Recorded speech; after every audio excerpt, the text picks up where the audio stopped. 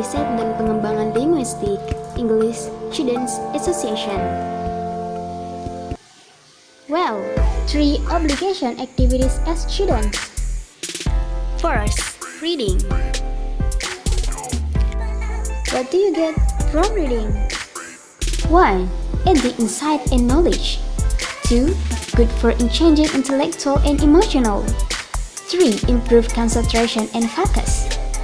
4. Improve memory. 5. Increase vocabulary. 6. Improve analytical skills. And 7. Sharpen writing skills. Well, itu tadi manfaat dari membaca. Nah, untuk lebih jelasnya, mari kita simak. Yang pertama, menambah wawasan dan ilmu pengetahuan. Kita sebagai mahasiswa pastinya juga kerap dianjurkan dosen untuk rajin membaca. Bisa jadi harus malahan. Cara pertama untuk menguasai ilmu pengetahuan adalah membaca. Yang kedua, baik untuk meningkatkan kecerdasan intelektual dan emosional. Kecerdasan intelektual adalah kemampuan seorang dalam menggunakan nalar, logika, bahasa, hingga pemecahan masalah. Kemampuan ini berhubungan dengan proses berpikir. Sementara itu, kecerdasan emosional diartikan sebagai kemampuan seseorang dalam mengelola emosi. Kecerdasan ini berhubungan dengan bagaimana seseorang menerima, memahami, dan mengendalikan emosi diri dan orang lain sekitarnya. Yang ketiga, meningkatkan konsentrasi dan fokus. Ketika membaca, otak akan terangsang untuk berpikir secara sistematis. Kita akan berusaha menemukan jalan informasi yang tertulis di sebuah buku, jurnal, koran, atau portal berita. Agar memahami apa yang dimaksud dan menemukan pesan yang terkandung, kita harus mengarahkan pikiran pada apa yang dibaca.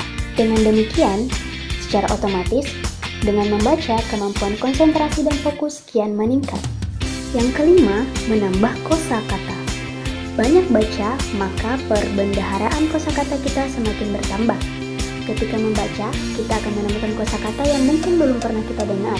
Kita bisa mempelajari kosakata baru. Yang keenam, meningkatkan kemampuan analisis. Kegiatan membaca membuat otak kita berpikir. Terdapat proses mengelola informasi yang ditemukan, menemukan keterkaitan tiap informasi dan mencari pemecahan masalah. Secara tidak langsung, kemampuan analisis kita terasah. And the last, mempertajam kemampuan menulis.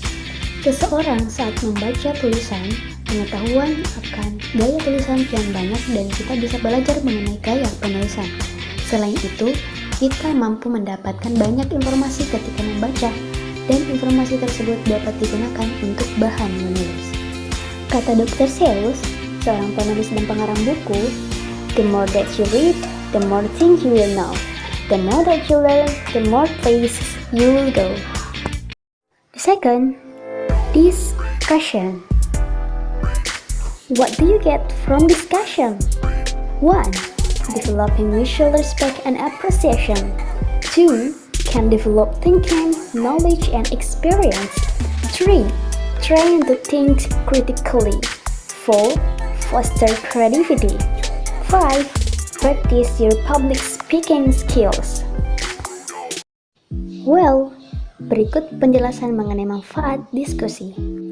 Yang pertama, membiasakan sikap saling menghormati dan menghargai.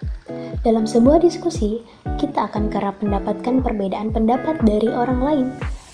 Dengan itu, kita akan melatih diri kita untuk menghargai dan menghormati pendapat yang berbeda. Kemudian yang kedua, dapat mengembangkan daya pikir, pengetahuan, dan pengalaman. Selain daya pikir, pengetahuan dan pengalaman baru akan kita dapatkan dalam sebuah diskusi. Yang ketiga, melatih berpikir kritis. Keperluan berpikir analisis dan sistematis dalam sebuah diskusi akan melatih cara berpikir kritis kita. Yang keempat, menumbuhkan kreativitas.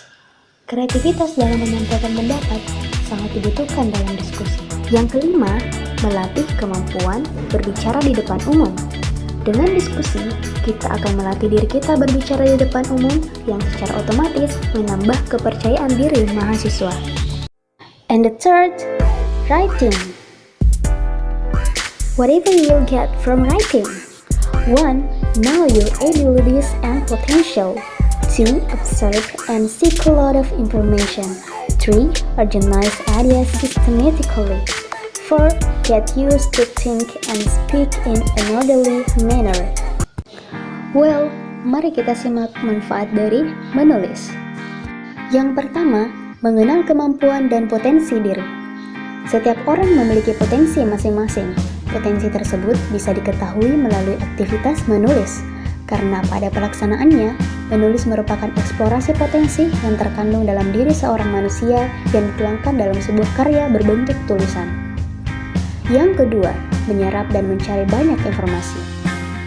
Seseorang yang ingin membuat sebuah karya tulis, pastinya akan banyak menggali dan mencari banyak informasi yang dibutuhkan dalam tulisannya, sehingga secara tidak langsung, menulis akan menjadikan seseorang banyak wawasan dan informasi. Yang ketiga, mengorganisasikan gagasan secara sistematis. Sekumpulan wawasan dan informasi yang didapat tentunya harus disusun secara sistematis ketika akan disajikan dalam sebuah tulisan. Tujuannya untuk memudahkan pembaca dalam memahami tulisannya. Semakin sering seseorang menulis, maka akan terbangun kemampuan membuat sebuah gagasan yang sistematis. Yang keempat, membiasakan berpikir dan berbahasa secara tertib. Diusahakan tulisan yang disajikan hendaklah menggambarkan sebuah pemikiran yang praktis dan rasional.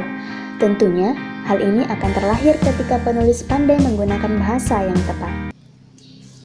Well guys, that was the explanation of 3 obligations as students. Hopefully, it will be useful.